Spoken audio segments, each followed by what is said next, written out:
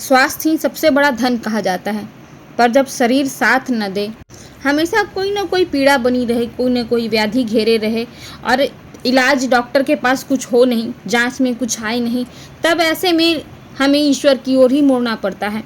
तब ये जो शरीर की बीमारी है कई बार हमारी मानसिक स्थिति से भी प्रभावित होती है, तो ऐसे में हमारे पास आध्यात्मिक उपाय ही होता है जो हमें स्वस्थ कर सकता है। इन परेशानियों के बीच आप कोई भी दवाई खा लें, कितने महंगे से अच्छे डॉक्टर के पास चले जाएं और महंगी से महंगी दवाइयाँ खा लें, आप पर कोई असर नहीं होता है, तो ये तो ग्रह दोष भी हो सकता है। रोग केवल शरीर में नहीं होता, वह जीवन की गति में भी रुकावट बन जाता है और इस रुकावट को तोड़ने के लिए आपको अध्यात्म की ओर मुड़ना ही पड़ता है।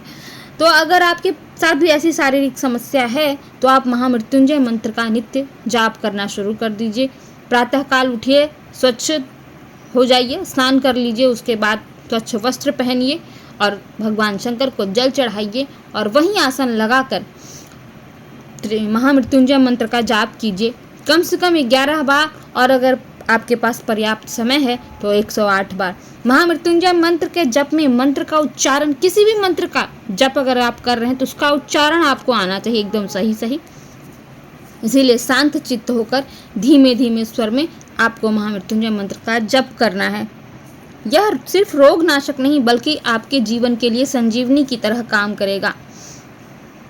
दीपक जलते रहना चाहिए और पूरे भाव से, पूरी श्रद्धा से, और अगर आपको आंसू भी आ रहे हैं, रोना भी आ रहा है तो भगवान के सामने रोइए। संसार के सामने कुछ कहने से या रोने से किसी के जीवन में कोई प्रभाव नहीं पड़ता। लोग आपका दुख सुनना भी नहीं चाहते हैं, ये आप मान के चलिए। इस संसार में आपका एकमात्र सहारा आपका ईश्वर है, आपके माँ बाप हैं। मंगलवार और शनिवार को हनुमान मंदिर जाइए, सरसों के तेल का दीपक जलाइए और हनुमान चालीसा का पाठ कीजिए, क्योंकि हनुमान जी केवल संकट मोचन नहीं, वो रोग नाश भी करते हैं।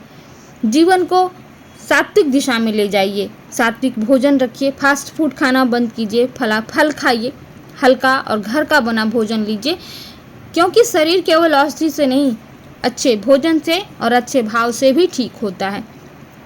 जब रोग आ जाए तो केवल डॉक्टर के पास मत दौड़िए, कभी कभी अपने भीतर भी जाके झांकिए कि क्या कमी रह गई, किस बात से व्यथित हूँ, कोई पीड़ा है जो सर पे सवार हो रही है, तो उन पीड़ाओं को झटकिए, प्रभु में मन लगाइए, अपना दुख उनसे कहिए, वो आपकी व्यथा समझेंगे और उसको दूर भी करेंगे।